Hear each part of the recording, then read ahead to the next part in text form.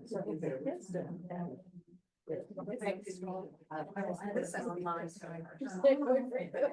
the moment, right?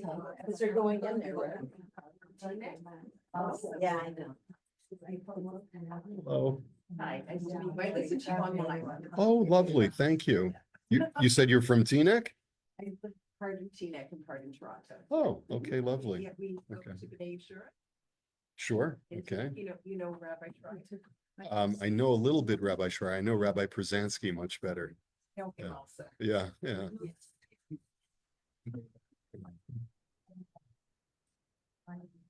Hi. Consulting. I have to. No worries, not at all. Not at all. How are you?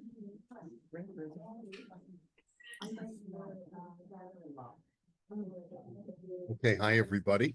We're going to get started in just a moment.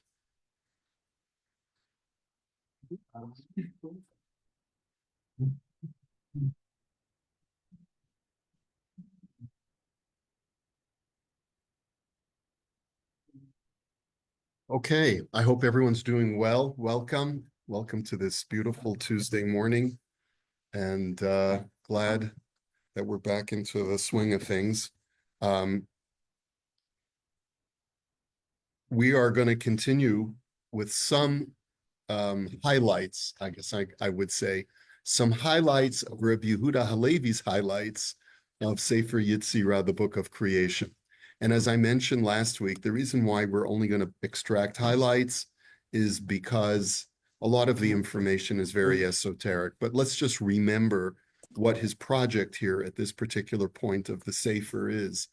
What Rabbi Yehuda Halevi is attempting to do, and I think he's making a noble effort, is to try to point out to us that when we're searching for an explanation of all of reality, we don't need to go outside of Jewish knowledge text in order to be able to discover that information. There is a sufficient amount of literature within traditional Jewish texts that can provide a very cogent and meaningful and intelligent explanation and a sophisticated explanation of all of existence. Now, in this sense, Rabbi Yehuda Halevi is very much giving deference to the philosophical quest, which is that it is man's obligation to try and understand reality as best as he can. God gave us a mind, and he feels that it is important for us to use that mind to be able to make sense of reality. Later, after this section is over, he's going to say that it's even okay if you put all of this aside and you just accept on faith everything that is contained in the Torah. But for now, he's almost like a split personality. He's taking the side of those who are on this philosophical quest and are trying to understand not only the meaning of life, but also what existence, what reality is made of, what we are, how did we get here, how did God create the universe that we have today, this imperfect reflection of the divine and the transcendent, and how did God cause this to come into existence? And so instead of referencing Aristotle and all of the other scientific knowledge that the Greeks had to their that they provided to the world, Rabbi Yehuda Halevi's approach is you don't need any of that. You can just look in the traditional Jewish texts and find the answer. What he's referencing here is a book called Sefer Yetzirah, the Book of Creation, which is a proto-Kabbalistic work, which means that it's a very old work on Jewish mysticism. It predates the Kabbalah by several centuries, and Rabbi Yehuda Halevi did not have the Zohar. He did not have the Zohar because the Zohar was not published as a finished work until the 14th century. And as we know, Rabbi Yehuda Halevi lives a couple of centuries before then. So this is the information that he has, and he says that this is reliable information on how the universe came into existence.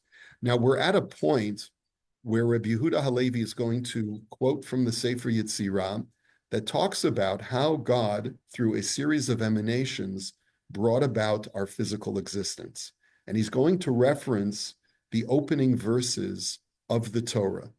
V'ha'aretz hayita tohu vavohu v'choshech al pnei tahom. That the earth was chaos and void, and there was darkness on the face of the deep. V'ruach Elokim mirachefet al pnei hamayim, and the Spirit of the Lord hovered over the face of the waters. That's literally what the text says. Very mysterious what it even means. We don't know what it means. But in order for us to be able to appreciate what Rabbi Yehuda Halevi is going to quote to us now, I want us to take a look at perhaps a better well-known or more studied text, which is the Ramban's commentary on the Torah. So before we start our text, which is on the bottom of page 470 in the Kuzari, we're going to take a look at a text that you may have at one point even studied when you were maybe in high school or seminary or yeshiva. And it's the Ramban's commentary, which is here on the screen, here in front of you, on what those words mean when it says that the land was chaos and void. And the objective here is to try and explain in reality what those words tohu and bohu mean. We translate it as chaos and void, but what does that even mean? Okay. So let me just give a little bit more of an introduction to how medievalists viewed what the world is made up of. Now, today, you and I understand that the world, physical reality, is made up of physical matter, and physical matter is made up of molecules, and you break down the molecules and you get to atoms, and the atoms are broken down and you get to an electron, a proton, a neutron, and then you get into quark particles and other subatomic particles, and the list goes on and on and on. But that there are packets of material that go to the most tiny size is the way that we view the world today based on modern science. There was a school in Greek philosophy that actually subscribed to that idea. They were known as the atomists, and they lived long before the Common Era. But what's curious is that in the struggle of ideas that was going on in the ancient and medieval world, the atomists lost the war. They lost the battle. And who did they lose the battle to? To Aristotle. Aristotle became the most prominent and accepted view of what scientific reality was, what the world was made up of.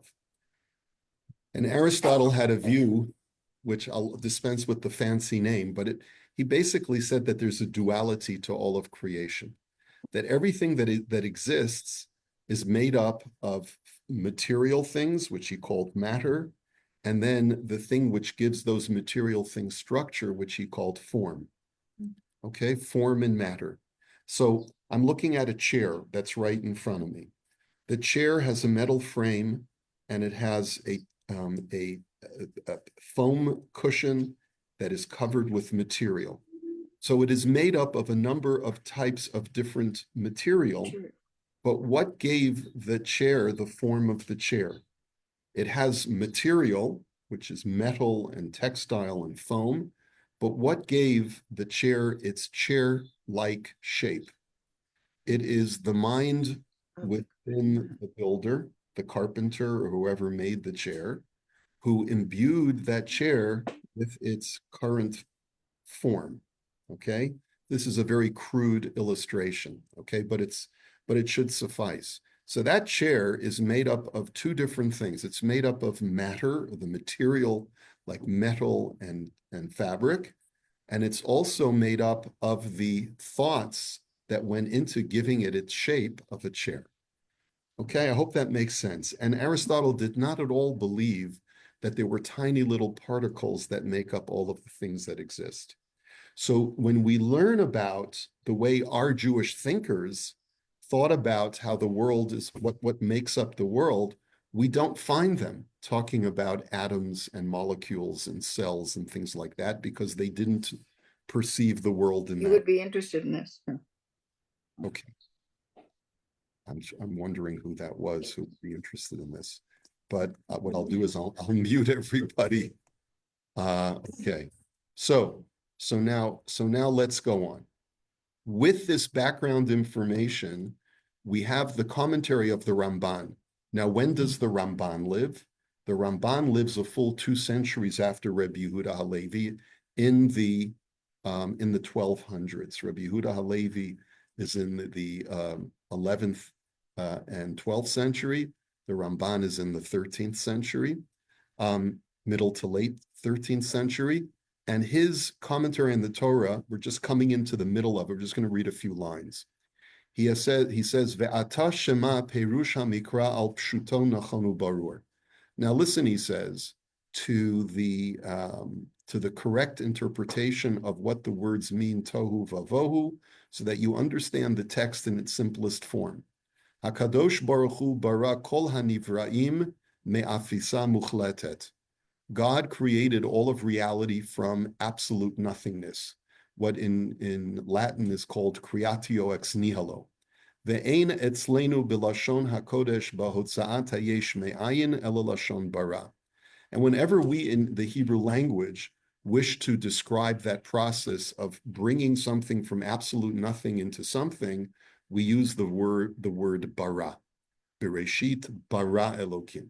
And you only find that word bara being used very sparingly in the first chapter of Genesis, because as the Ramban will point out to us, the initial creation created everything, and then there was what's called yitzira. Yitzira is another verb that's used to describe what God was doing during the 6 days of creation, but he was actually taking the initial lump that he created from nothingness and then divided it, formed it, and shaped it into all of the disparate elements that we find in our universe.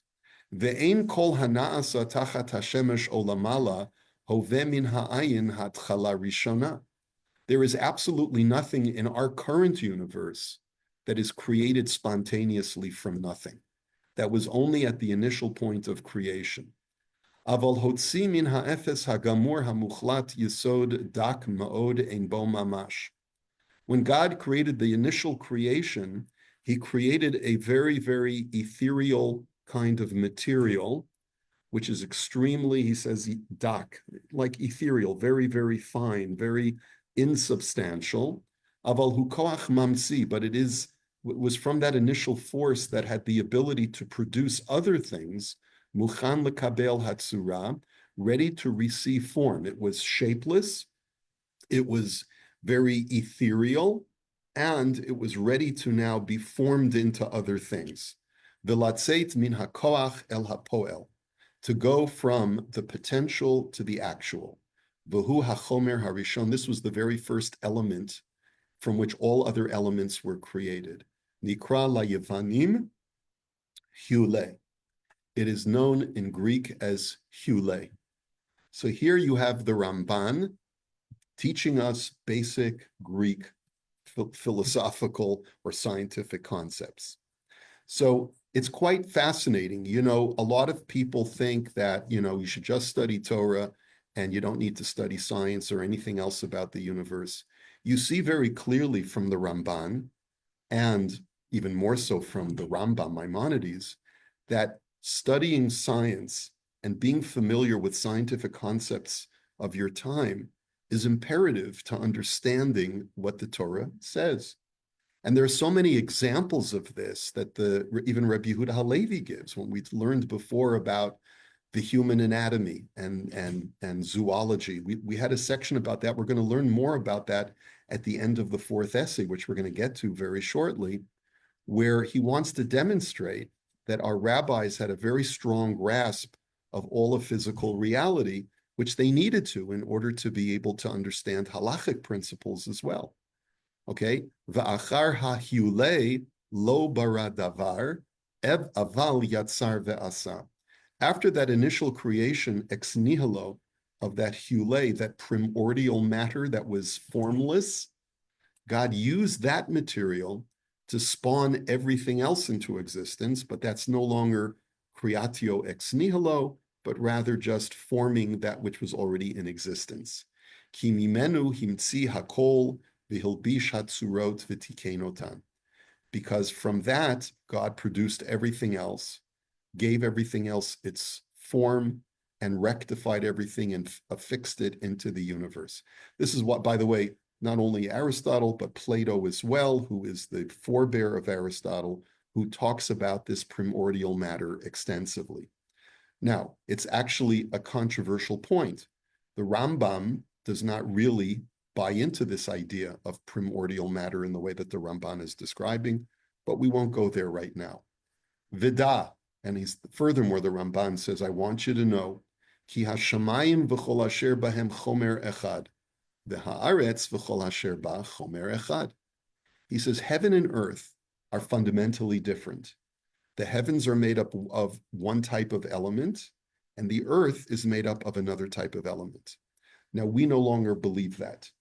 Scientific discovery into outer space has demonstrated to us that the material on the moon and on Mars is the same kind of material that we have on Earth. It's just made up of different proportions of different minerals and things like that. But we no longer believe what was believed up until relatively recently, like in the last few hundred years. The belief was that it's a different kind of matter, like a different kind of element that exists in the moon and in all of the other planets. V'hakadosh Baruch Hu bara elu shnehem me'ayin, u'shnehem levadam nivraim, v'hakol na'asim mehem. So God had a dichotomous creation of something from nothing, the element of the heavens and the element of the earth, and then from those two elements, he spawned everything else.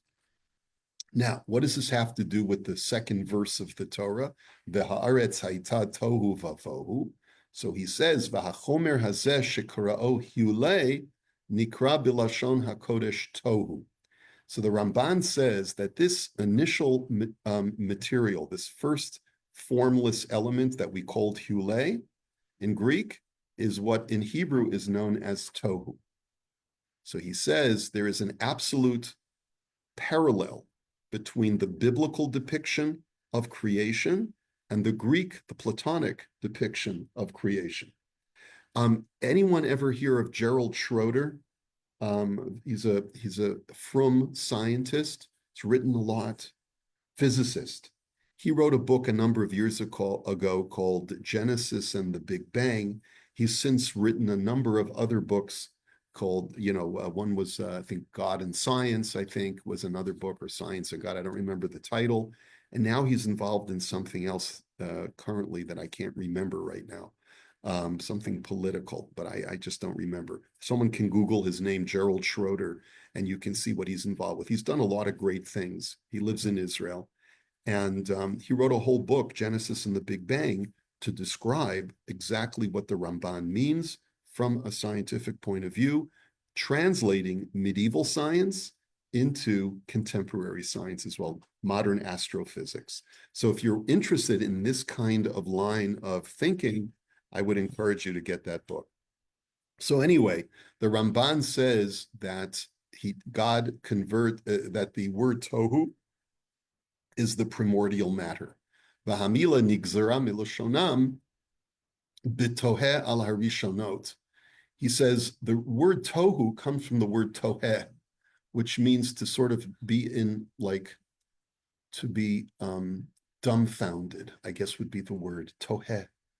Like I'm dumbfounded because what I'm witnessing is a spectacle that just defies explanation.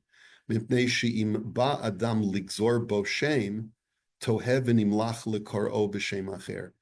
when a person looks at it and tries to describe it, he invariably falls short. It's something that is so far outside our frame of reference that we don't even have the correct language to describe what this primordial matter, this hule, really is. There is nothing in modern language that can actually properly address what this is, because we don't understand formless matter. Everything that's material in our world has some form to it.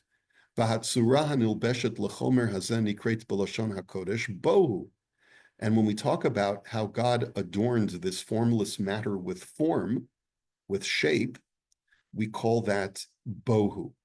So tohu vavohu means first it was tohu, and then God slowly unraveled this tohu and added bohu to it to be able to give it form and to spawn all of subsequent creation. V'hamila morkevet, kolomar bohu. The word bohu is a contraction of two words. Bohu, that there's something here. Bohu, there's something here. Kemilat lo tuchal asahu shemachus, etc., etc. Okay. V'zehu sha'amar hakatuv. And now we can understand the verse in the book of Yeshaya, which says, V'nata aleha kav tohu va'avnevohu. That Isaiah, in describing how God created the world, said that God stretched a line of tohu across the world, ve'avnei vohu, and stones of bohu. Now, what in the world does that mean? It's as that sentence in Yeshaya is as mysterious as the second sentence in Sefer Bereshis. Kihu hakav asher bo yitachem ha'uman machshevet binyano. He says, what does the word kav mean? The kav is a line, a plumb line, or a ruler, or any kind of measuring instrument of a builder. What does a builder use a measuring instrument for, whether it's a plumb line to make sure that things are absolutely vertical, or a level, or a measuring stick, a measuring tape? You use that to estimate how you want the finished product to look. So when you're a builder, measurement is the preparatory stage to actually producing what you want to produce. So when we talk about God using a measuring tape or a measuring instrument, what we're essentially saying is that God produces the very first primordial matter, and then that's sort of the prep stage, the measuring stage of what I anticipate is going to come about. Umashi yikavel lasot, what he hopes to be able to produce. And that's why the word kav is associated with the word kaveh. It's the same shorish. Kaveh el Hashem, right? What does that mean? What is Kaveh el Hashem? Not only believe it, hope in, like hatikva. What does hatikva mean? The hope. So kav, and what does the word kav mean? A line. What's the connection between a line and hope, Kaveh el Hashem? It's because when you use a kav, which is a measuring instrument, a line that helps you measure, it's because you're hoping and anticipating what will exist once you finish your construction project. That's the connection between kav and kaveh. Okay, that's a beautiful idea. V'ha'avanim heim tzurot. So therefore, nigzar min kaveh el Hashem. So he says that's what it means when Isaiah says that God used a kav.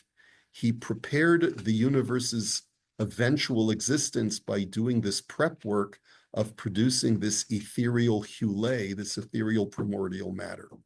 V'ha'avanim heim tzurot bivinyan.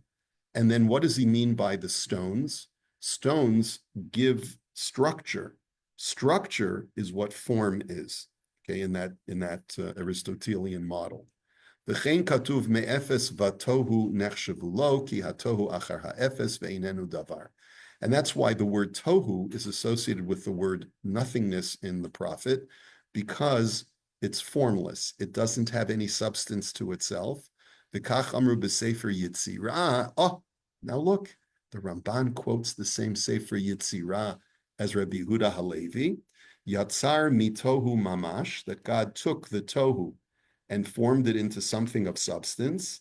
Ve'asa eino yeshno, and he took that which was nothing and turned it into something. Okay, so there you have it. It's not just this obscure Rabbi Yehuda Halevi text, but now we have it in the Ramban's commentary to the Torah, so you understand that this is more mainstream now.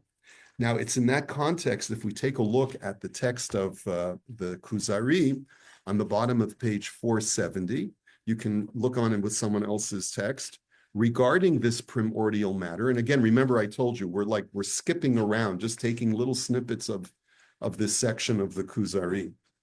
Regarding this primordial matter, Sefer Yetzirah states, God made substance from chaos. He made something from nothing, Asher Eino Yeshno, just like the Ramban had said. And he hewed the great pillars from the intangible spirit. Now you have a better understanding, based on what we just read in the Ramban, about what those words mean. He hewed the great pillars from the intangible spirit. It also says God engraved water from the spirit, and from it he hewed chaos and void, mud and clay.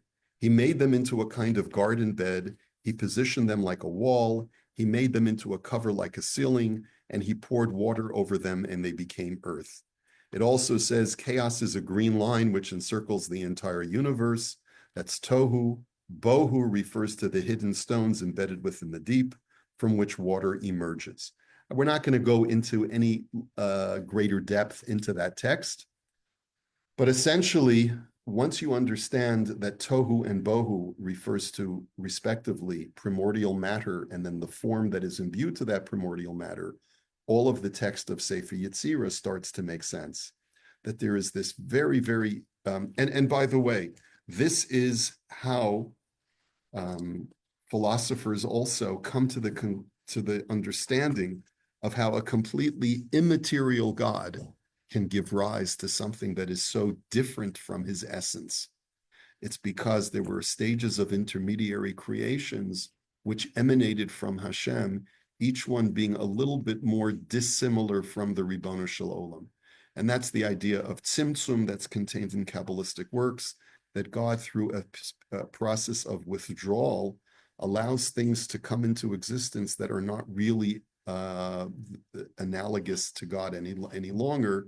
They are sort of artificial constructs, figments of the imagination of God, as it were, and that's what we are. That's what all of material existence is. We are merely just a false construct or an artificial construct existing as God wills us to exist. But the real reality is the Ribono Shel Olam himself, and everything else is really just a pale shadow of the true existence of God. So that's what I wanted you to see, I guess, today. We have to digest these kinds of things in small doses in order for them to be meaningful. Any questions or comments? Let's see what we have on our screen. Another person who writes about this is an author professor by the name Natan Aviezer. This, Bereshit and the Big Bang. Absolutely. And let me just comment, Karen, and just add just a little bit more to this conversation. Before the 1950s, which is not that long ago, many scientists subscribed in what is known as the steady state theory, which is in contradistinction to the Big Bang theory. Steady state theory is very Aristotelian. It states that everything as we see it has always existed. And if we note certain shifts in the universe, certain perceptions of the universe expanding and things moving further apart, that's a process that has always been going on from time immemorial, and matter is constantly being replaced, and everything will always have the same density, and so forth and so on. It's like the steady state theory that everything the way we see it now has always been that way. It's really only in the last even less than a century that modern science has come to accept the mystery of the Big Bang. And I say the mystery of the Big Bang is because it elegantly answers a lot of questions, but it also ultimately gives rise to the most fundamental question, which is, how did that initial bang come about? How did that initial cosmic egg come into existence and then just give rise to all of a material reality? And that's still a question that doesn't have a satisfactory answer in the minds of the entire scientific community. Some people feel they can answer it, others are still puzzled by it, but it still largely remains a mystery if you don't subscribe to a God as a creator. Okay, we'll put that aside for now. But the point is that even though Rabbi Yehuda Halevi and the Rambam and the Ramban did not subscribe to atomism, which is the modern conception of the universe, where everything is made up of smaller, very, very tiny materials that bond together. You nonetheless can certainly read into the Torah today, like Schroeder and Natan Aviezer do, the whole idea of the universe being made of some kind of primordial matter, which was so super hot and super dense that it didn't have any structure or form. And it was only after the Big Bang, like, milliseconds, millionths of seconds after the Big Bang, that everything, all the atoms and the subatomic particles started to develop their own shape and form and give rise to structure within the known universe. And as the universe cooled more and more and expanded more and more, the universe took greater and greater form. But initially, there was formless material because it was so dense that nothing could be distinct within that super hot and super dense initial material. Go ahead, Esther. I believe that one of the few elements that they say existed at the Big Bang was helium, which is very much like the helium or Hule, yeah. Hule. Hule is how it's spelled. Yeah. But I think they say there are few elements. Uh-huh. Helium,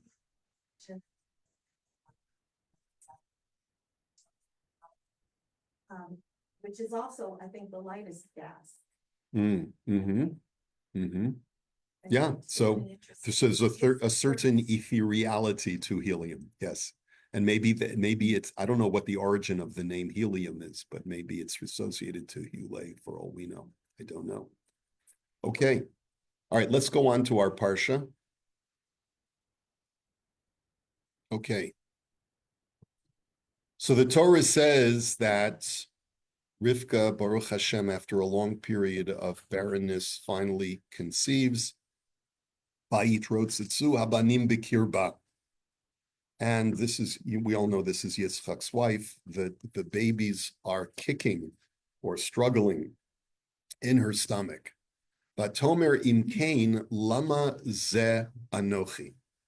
And she said, if so, lama, why, ze, this, anochi, me. Why this me? It's these three words are always difficult to translate. How would you translate lama ze anochi? Would anyone like to attempt to translate that? Why me? Why me? Like, why am I suffering? And then what is the word ze doing there? Why not just say lama anochi or lama ani? Lama ze anochi. So why is this happening to me? Lama ze le anochi, perhaps is what you'd have to read it. Or lama ze kore la anochi. And the word anochi is a little bit unusual because usually you would say li, lama ze kore li. You would normally want to say, let's say in Hebrew. So it's a little bit awkward, the structure. Vatelech lidroshet Hashem. So she goes out to seek God. Like Rashi says, she goes out to seek out a prophet who can perhaps explain to her what's going on. Vayomer Hashem la, so God says to her, and as the way Rashi explains it through the prophet, Shnei goyim bevitnech, there are two nations in your womb, Ushnei leumim mimeayich yiparedu, and two national entities will separate from your womb. Ulaom milaom ye'ematz, and one nation will overpower the other nation. Virav ya'avot sa'ir, and the strong or the older will serve the younger. Okay, so that's the message that Rivka gets. Curiously, we never see that Yitzchak got the message. He never got the memo. And one of the big questions that the commentaries ask is, why didn't Rivka ever tell Yitzchak this information? Because it seems like she kept it to herself. It's not one of those things that you probably wouldn't want to keep to yourself if you're a close couple. So we're going to put that aside for now, and maybe if we have some time, we'll talk about it later. But I'd like to share with you a snippet of some text from the Beis Yaakov, Rav Yaakov Leiner. And we'll read it together. Vayitrotzatsu habanim b'kirba vatomer imkein lama ze anochi. So he says, milad zeh, this word zeh, lama zeh, why is this? So he says the word zeh, when you look at it as a pattern, as it appears throughout the Torah, what does the word zeh mean? Where do we find the word zeh being prominently displayed? Any other psukim that come to mind? How about hachodesh hazeh lachem? This new moon is for you. Or zeh keli ve'anvehu. This is my God and I will glorify him. Okay? And we know from Rashi that anytime the Torah uses the word zeh, it means that it's something that you can point to. It's something that you can clearly identify and say, oh, zeh. And that's why Rashi tells us, or how about zeh yitnu, right? When it talks about the machatzit hashekel. In each one of those cases, Rashi tells us that God showed Moshe something that he could look at to show to the Jewish people. So with the machatzit hashekel, with the half shekel, Rashi says that God showed Moshe an illustration of how much silver, what a silver coin was supposed to look like, or a silver ingot. When it comes to the new moon, hachodesh hazeh lachem, Rashi says God showed Moshe, you see the moon? The new phase of the moon, that's Rosh Chodesh. Or zeh keli ve'anvehu, this is an indication that the Jews had such a high level of divine immanence and divine intimacy that it is as if they were able to point to God with their finger, even though such a thing is not possible because God has no form, but they had such an understanding, a grasp of Hashem, they were able to say, Zeh keli ve'anvehu. Okay, he says, Hainu mifarash le'ein ha'adam. So whenever you find the word Zeh in Tanakh, it is descriptive of something that is identifiable to the human eye. Umilat hu more al nistar mitfisat adam. By contrast, when the Torah uses the word hu, it's something that is not grasped by the human senses. Hainu kodem briat olam lo hayam miforash avodat Hashem yitbarach lepoal. So he says, before the world was created, right, God had not yet brought to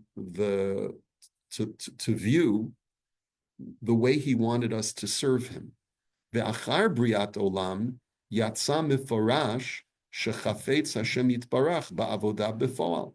After God created the world and created all of physical existence, he demonstrated to mankind that there's a way that man should harness this world in the service of God. V'hainu zeh shehu miforash le'ein ha'adam. And that's what the word zeh generally implies, that there's something discernible to the human condition. Mankind is capable of understanding what he's supposed to do. V'zeh she'amar Rivka, lama zeh. And that's why Rivka says, I don't understand.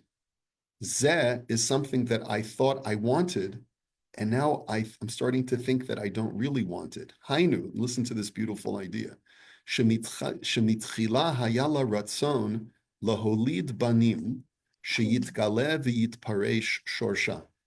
Originally, why was Rivka so desirous of children? Why do people so desire to have children?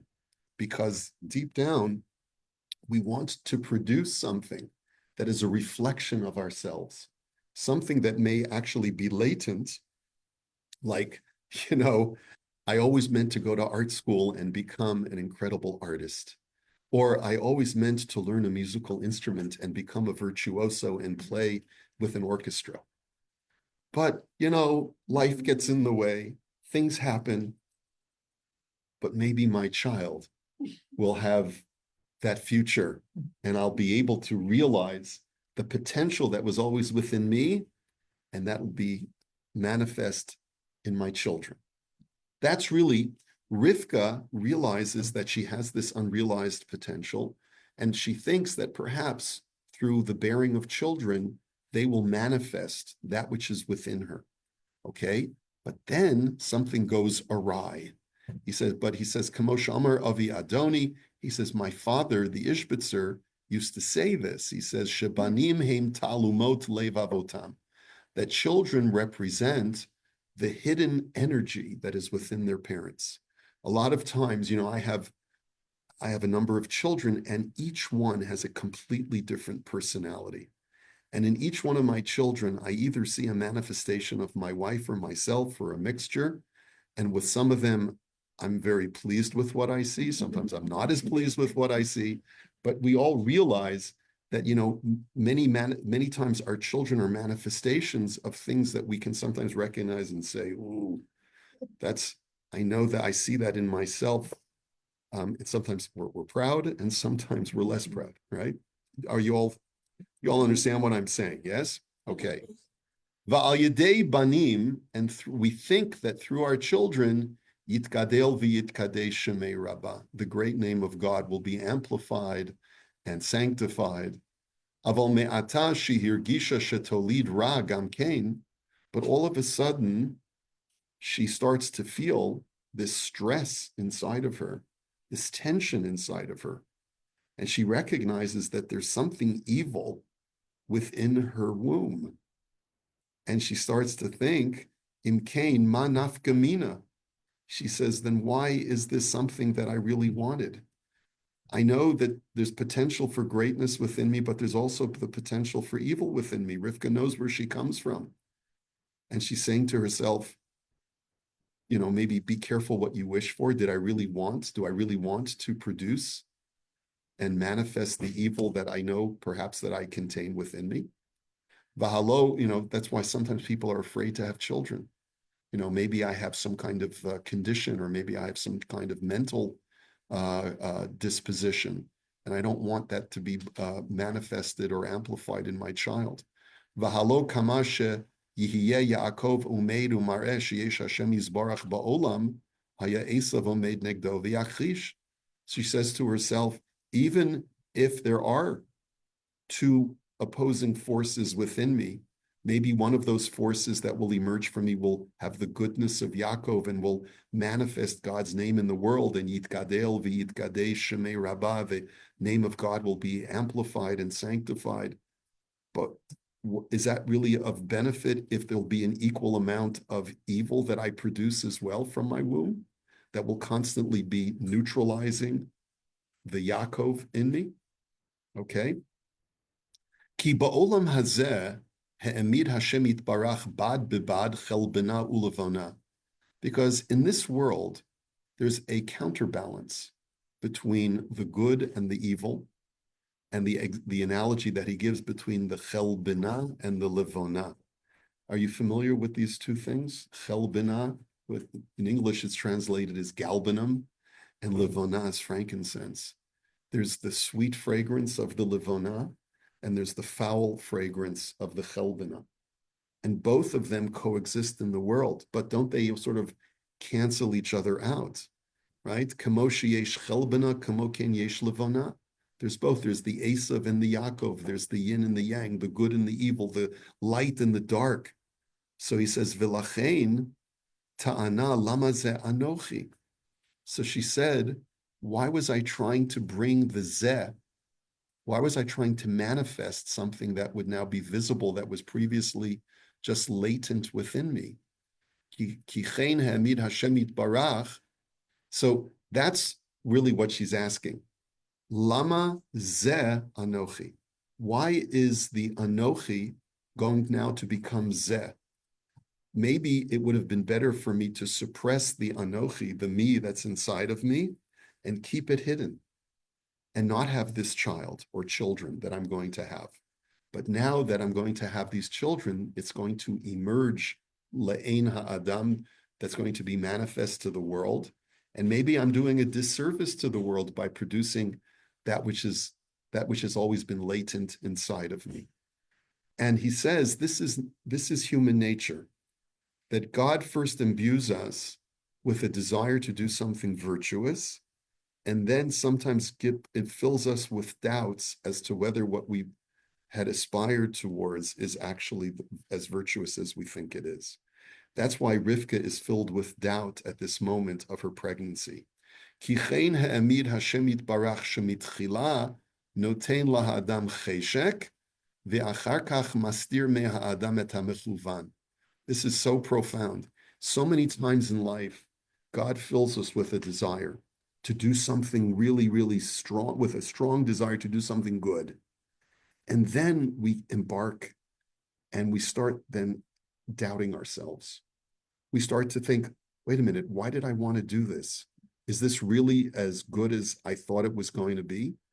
And many times people start off on an endeavor and then they get paralyzed by that self-doubt and they can't follow through. Kemo shehaya bibriat olam.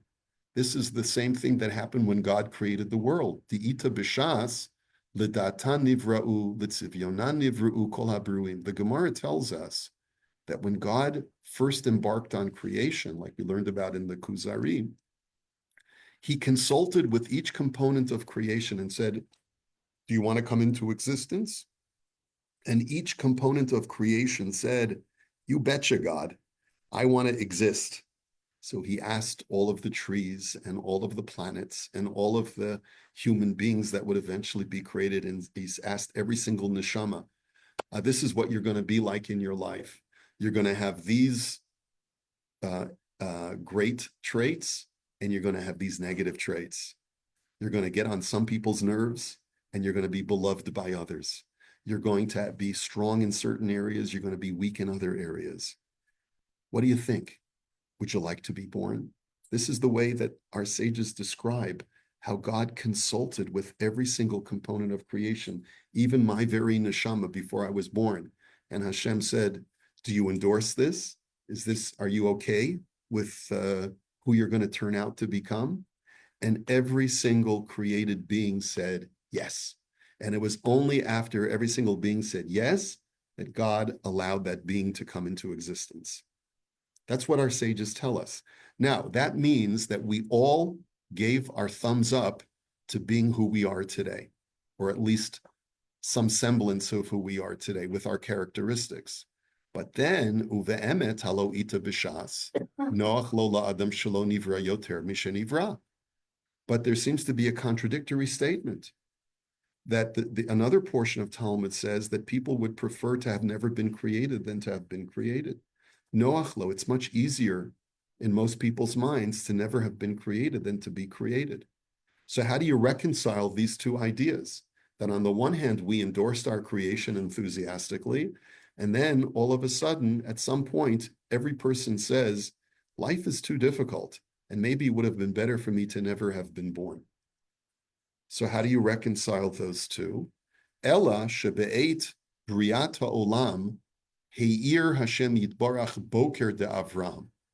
The answer is that at the incipient stage of our creation, God shines a bright light of clarity, like the light of Abraham. K'de'ita b'zohar hakadosh bihi bara'am be'Avraham. Avraham is a metaphor for great, great clarity of vision, because that's what Avraham brought to the world, a great clarity about God. V'nitain tekifut lahabruim sheyirtzu libarot. And this gave strength and fortitude to every single being to endorse their creation. V'achar kach keshechata ha'adam. But after the original sin, that's when people started to lose that sense of clarity. And humanity doesn't have the same clarity once we're born. We lose that clarity. It's represented by that famous midrash that before you're born, the angel teaches you the whole Torah and then gives you a bit of a bump on your upper lip. What do we call that thing? I always forget the name of that. And the cleft is here. I forget what that thing is called. Someone will Google it and let me know. And then we forget all of our Torah teaching. It's the same idea. We are enthusiastic about our existence before we're born, but then once we come into this world of occlusion, we forget and we lose that confidence and clarity. Natan la, I think it should be, cheshech li'itpalel al banim, v'achar kein shehergisha shetolidet Esav shu yachish et Yaakov, amr lama ze anoch. Originally, God gave Rivka the enthusiasm and the strength to pray for children, feeling confident that she could produce something so positive in the world. And then when she starts to feel the strife in her belly, she starts to say, Lama ze anochi. Did I really ask, did I really strive for something virtuous? Is my project really worth it? And we're skipping a lot, just the last few lines we're going to see. So he says, the Heshiv la Hashem yitbarach, shnei goyim bevitnech. What's God's response to Rivka? There are two peoples in your womb. Hainu kidichtiv kol poal Hashem lema'anehu, v'gam rasha liyom ra'ah. What God was trying to communicate to Rivka is that there is a place for evil in the world, despite the fact that it may not be desirable in and of itself, but everything that God creates has a purpose. Even the wicked has a purpose on a bad day. Hainu sheba'olam hatikun madad Hashem yitbarach ha'or v'hachoshech b'midah echad.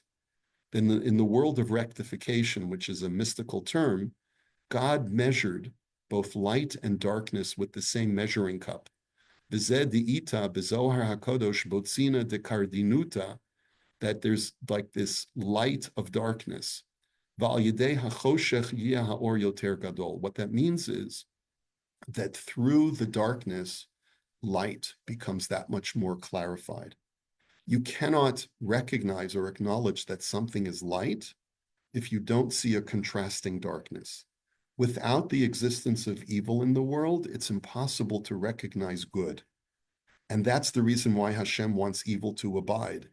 V'zehu shnei goyim b'vidnech, and that's what God tells her. There needs to be an Esav in order for the world to appreciate a Yaakov. Hainu shemehara yihiyeh gam kein kvod shamayim, that from evil comes the glory of God. She'al yedei shahara makchish hakvod shamayim yihiyeh liYisrael yoter cheshek la'avod Hashem yitbarach. That through the evil that suppresses the honor of heaven, the Jewish people will have an even greater desire to serve HaKadosh Baruch Hu. You see what's happening today in Israel?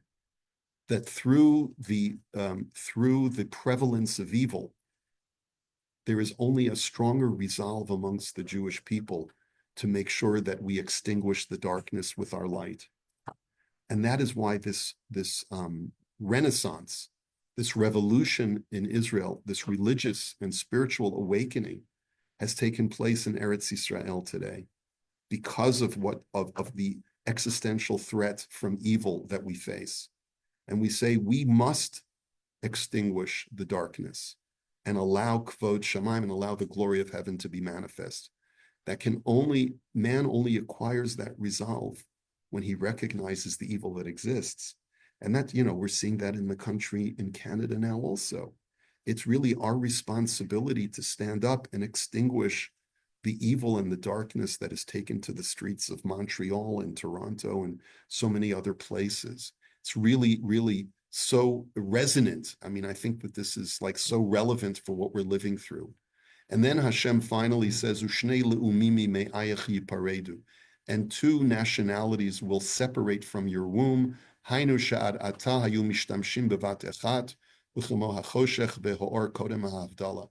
He says, in your womb, maybe they're mixed together, light and darkness, like before you make Havdalah. You don't, Havdalah means separation. Umehayom yiparedu hara levad v'hatov bifnei atzmo. But the role of you, Rivka, is to allow those two entities to completely separate and be distinct. That evil and good, darkness and light will be distinguishable from each other. And that is your task. That is the task of anyone who wishes to overpower evil, is to make sure that good always stands distinct from that evil. So this helps us understand what the word zeh is doing in this pasuk. Lama zeh, why did I even ask for this in the first place? And Hashem responds to Rivka, don't doubt yourself. You were right all along. And even though you may think it now that there may be a lack of purpose to your project because you're going to be producing as much evil as good, Hashem reassures Rivka, don't you understand? Evil must always exist in order for the world to recognize the good. And so by producing an Esav, you are doing a service to the divine plan, and you are increasing Kvod Shamayim by allowing an Esav to exist. Okay, So thank you for the Google on the chat. It's called the philtrum, spelled Philtrum. The philtrum is the midline groove from the lip to the nose. Thank you. Thank you, Miriam. Thank you, Nanette. Let's see what else. Yes, go ahead. According to that midrash, that Hashem asks every neshama if they want to be born before they're born, does that neshama have a way of seeing everything they're going to go through in their life? Yes, that's the tradition. That's the tradition. HaKadosh So Baruch that Hu, helps you. yes. I've heard people say it in the context of if someone is going through such a hard challenge, someone might say to them, your neshama asked for this before you were born, so you have to accept it lovingly. I mean, Well, it's come on. yeah, I would say come on also. I mean, you have to know how to apply this I've heard people section of apply Talmud. that. That's what Well, bothered me. yeah, well, I would be bothered too, you know. You can take the most finely crafted tool and use it to smash a pumpkin, right? In other words, you're supposed to take a scalpel and use it properly. You're not supposed to use it to chop a piece of meat. And the language of the Gemara is so elegantly crafted. But the most elegantly crafted text can also be used in a very crass way. You understand that, right? That's the metaphor that I'm trying to convey. And many times people are crass in the way that they use the very profound words of our sages. That doesn't mean that the words of the sages are any less profound. It just means that sometimes people are crass. Is that okay? You accept that? Okay. All right, good. Let me just see what else we have here.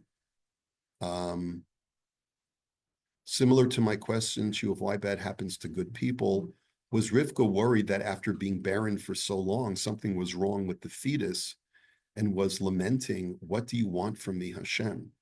Yitzchak was tested at the Akedah, and now Rivka being tested with a possible worrisome birth. Oh, beautiful. In other words, maybe Rivka thought that this was her Akedah moment. My husband went through an Akedah. Maybe this is my Akedah moment. That's a very nice framing of it, Shlomi. But this dilemma, Yeah. she's suffering, was it all internal or did she ever share it with anyone? Well, all we know is she went to a prophet and said, what the heck is going on inside of me? She says, Vatelech lidrosh et Hashem. She went to seek out God. We have no indication that she ever shared this with Yitzchak. Stuff is like oblivious. Yeah, I mean, He's absent. he's Yeah. totally absent. After the Akedah, he leaves. He doesn't leave with Avram. He leaves. Because it says that Avram left with his staff, whatever. And Yitzchak just disappears. Yeah. Yeah. And Yeah. So Yeah, actually, we've yeah. spoken about this in previous years, you know. We've talked about this idea that Yitzchak. No, not at all. I'm saying Yitzchak is withdrawn. Yitzchak is withdrawn from this world. And especially after going through a trauma of the Akedah, you understand that when you go through trauma like that, there is a natural tendency to withdraw. But in addition to that, it's his personality. He is so connected to the spiritual realm that he feels that going out and connecting with people and connecting and living in this world is a distraction from the spiritual realm. We meet people like that all the time. oh, yeah. They just want to stay in the base medrash and they don't want to interact with the world. They're not interested in what's going on. Well, that's Yeah. probably why she didn't go to her husband and talk to her doctor. It's very possible. It is very possible. But you would think that if something is coming from Hashem, she would want to let Yitzchak know about it.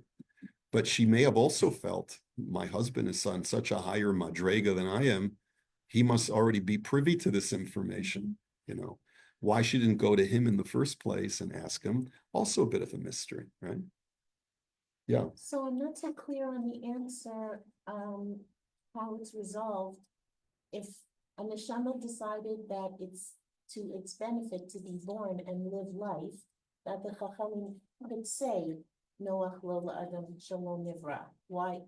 I don't understand the reconciliation there. The reconciliation is that people have doubts and remorse and questions, and after they come into the world, which is an opaque, occluded world, which clouds our vision.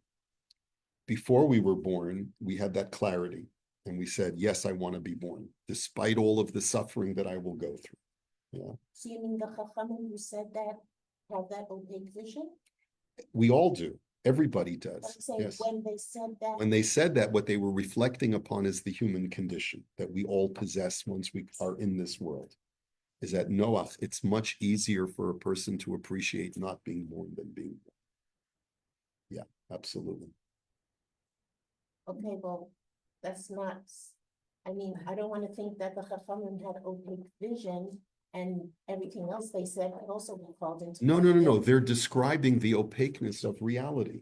That's what they're describing. They're saying Olam Hazeh is filled with that sentiment because we are all part of that human experience. Oh, I thought when they said that, they were giving a judgment, like it would have been better if you had never been here Yeah, altogether. no, they don't say better. They say easier. Noach means Oh, no. easier.